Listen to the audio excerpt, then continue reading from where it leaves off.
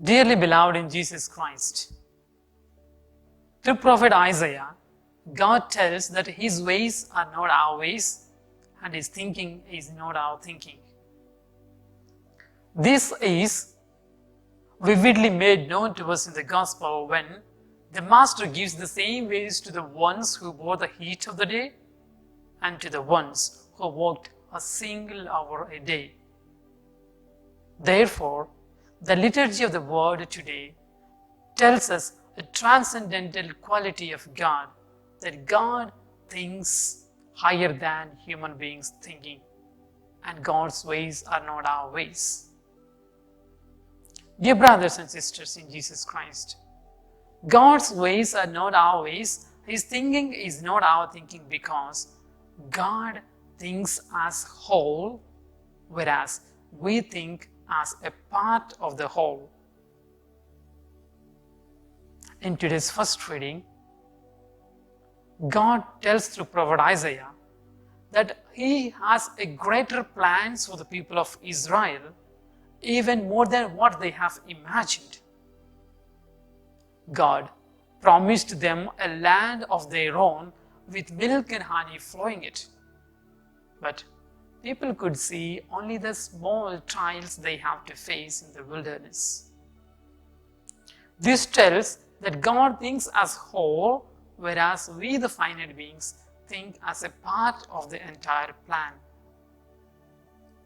This can be very well examined with the example of the life of Joseph, the youngest son of Jacob. Joseph was ill-treated by his own brothers and he was sold to a foreign country. And even he lived as a slave in that country for some time. But the entire story gives us a message that God sent Joseph ahead of his people to Egypt to save his people in the Egypt. Another figure that gives the example that God thinks as whole is the example of Ruth. Ruth was not a Jewish woman. She was a Moabite, but God made her an instrument in the genealogy of Jesus Christ the Messiah. Now, we, the finite human beings, can see only the initial trials these two people have to face.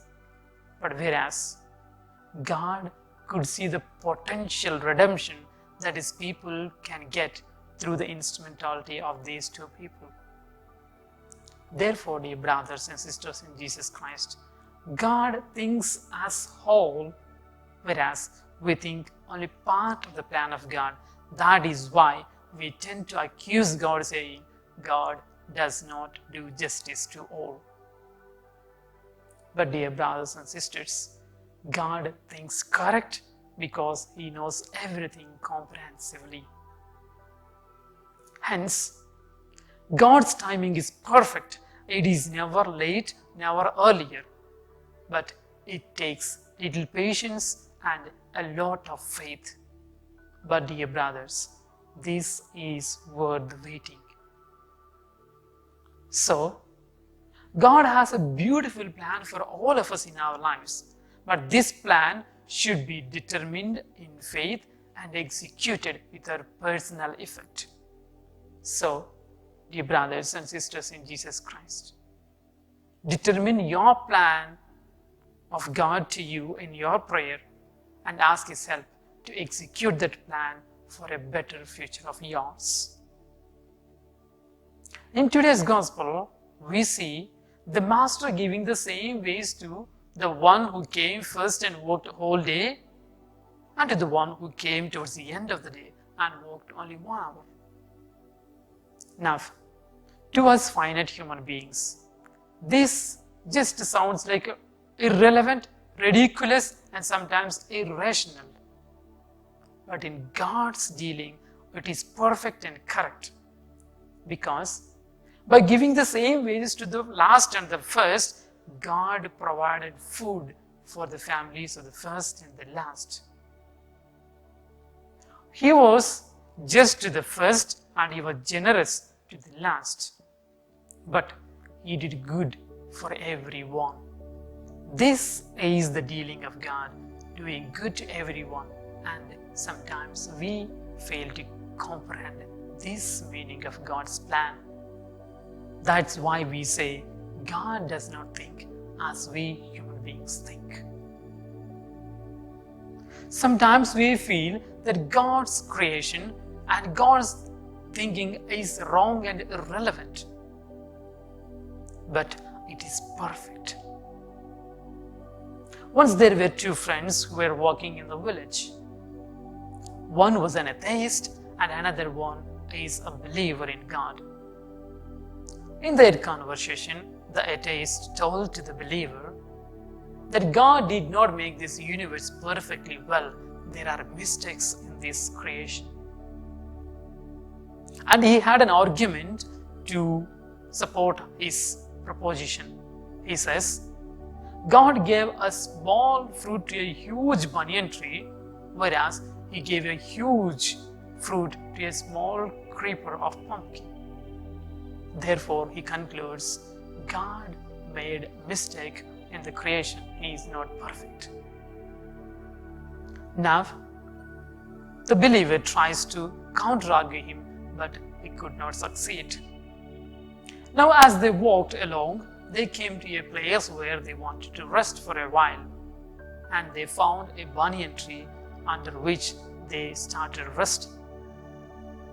After a few minutes, a small banyan fruit fell on the nose of the atheist. Immediately, the atheist threw the fruit and began sleeping again. But the believer told, if God were to put the huge pumpkin to this banyan tree, you would have died by the fall of it on your nose. He concluded, therefore, whatever God created is correct and whatever He did is perfect. Similarly, dearly brothers and sisters in Jesus Christ, God has a definite, correct and perfect plan for all of us. And it is we who have to cooperate with His plan. And this plan must be determined in prayer and faith and executed with our own personal efforts.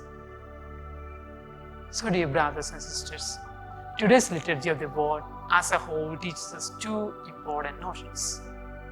First one, God's thinking is higher than our thinking because He thinks comprehensively.